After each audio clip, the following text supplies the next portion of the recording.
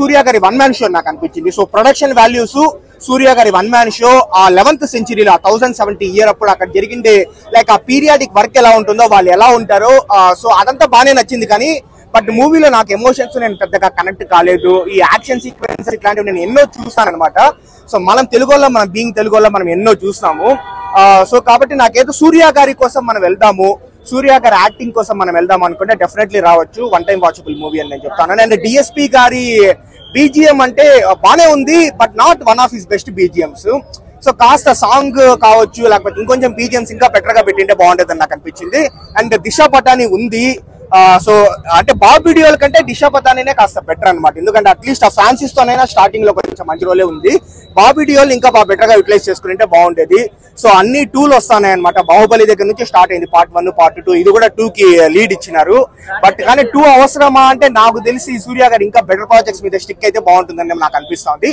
అంటే ఈ మూవీకి కలెక్షన్లు అయితే రావచ్చు, డెఫినెట్లీ మోర్ దాన్ 500 CR అట్లా రావచ్చు. కానీ బట్ మనం వచ్చేసి లైక్ వర్బల్ గా మనం మూవీ ఎలా ఉందో క్రిటికల్ గా చెప్పాలంటే నాకు ఒక యావరేజ్ మూవీ అనిపించింది అంతే. ఇప్పుడు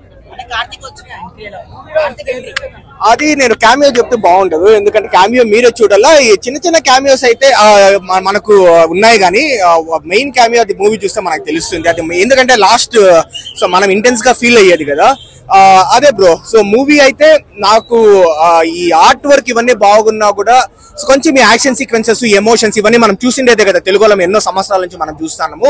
నాకు అంత డిఫరెంట్ మూవీ కంగువా వాళ్ళు ఎంత ఎలివేషన్ ఇచ్చినారో అంత కనెక్ట్ కానట్లు నాకు అనిపించింది. యావరేజ్ అని అనిపించింది. ఏదేది చైల్డ్ ఆర్టిస్ట్ బాగా చేశాడు. అదొక్కటే మీరు చెప్తా ఉంటే గుర్తొస్తుంది బ్రో. ఫస్ట్ ఒక 20 minutes తర్వాత ఆ పిల్లోడు ఒక ఆర్ట్ వర్క్ ఇట్లా డ్రాయింగ్స్ గీస్తా ఉంటాడు కదా, అప్పుడు వచ్చి బీజిఎం అలాంటి గూస్ బంప్ సీన్స్ ఉన్నాయి.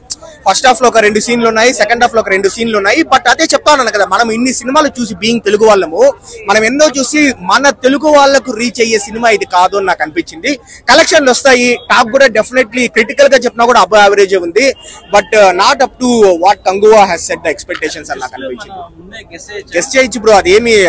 ప్లస్ ఇంకోటి ఏంటంటే తెలుగు డబ్బింగ్ అంటే వర్డ్స్ బానే ఉన్నాయి, కానీ అంత లౌడ్ గా లేకుండా, అంత ఫాస్ట్ గా లేకుండా కొంచెం సెటిల్ చేసి, ఇప్పుడు ఓల్డ్ బిల్డింగ్ కూడా ఇప్పుడు మనం సలార్ లో చూస్తాం అనమాట. సలార్ లో శౌర్యాంగ పర్వము అవి ఇవి అని ఇట్లా ఉన్నాయి కదా, దీంట్లో కూడా డిఫరెంట్ ఉన్నాయి. అంటే కొన్ని 2-3 సినిమాలు మిక్స్ చేసినట్లు కూడా నాకు అనిపించింది. ఓవరాల్ గా అదే బ్రో, ప్రొడక్షన్ వాల్యూస్ బాగుంది, సూర్య యాక్టింగ్ బాగుంది, ఆర్ట్ వర్క్ బాగుంది, ఆ పీరియడ్ టైంలో అవన్నీ బాగున్నాయి. సో వాటి కోసం definitely more than one time watchable అని నేను చెప్తాను.